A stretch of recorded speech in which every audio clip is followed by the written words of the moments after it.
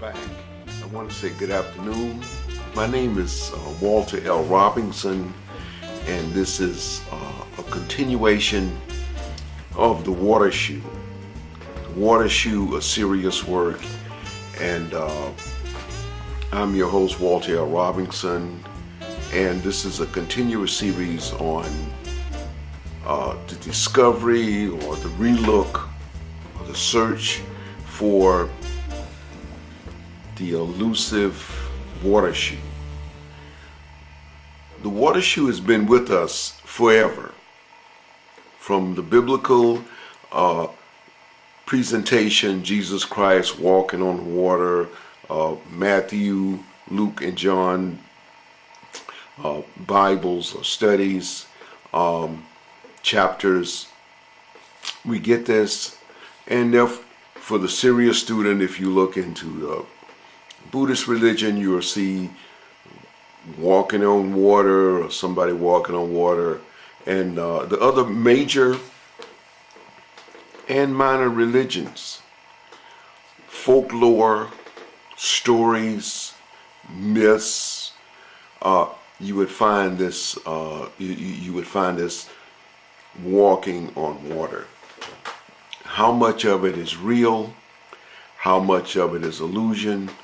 We are not going to get too much into that aspect, except for we want to look at basically the science. Now, I walked across the English Channel I walked across the Panama Canal in 1972, and the English Channel 1974. And I did some parts of the Mississippi, parts of the Hudson River in New York, and parts of the Seine River in Paris, and the Thames in England. And I moved around the world, because I'm in the military or associated with the military and associated with the government, and we moved around. So we were down in Panama. We did the Panama Canal. That's about 55 miles as the crow flies.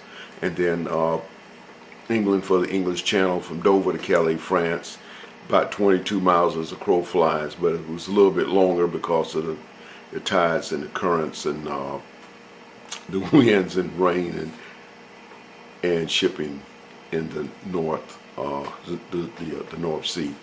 So we have a little background, but it's not so much my story. I do have some patents on water shoes, and we want to mention that. Now, I've written some books. Let me see could I find one right here.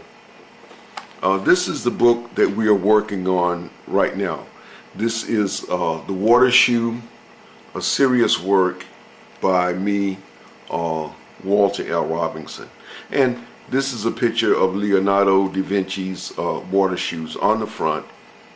And we talked about this in the last session, Leonardo da Vinci's water shoes.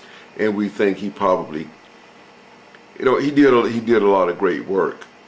But we think he copied this from the Chinese, and which is okay if you,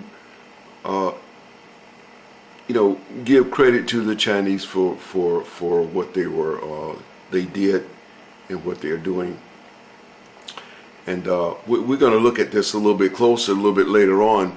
That's these water shoes, Leonardo da Vinci's water shoes, and that's with an asterisk.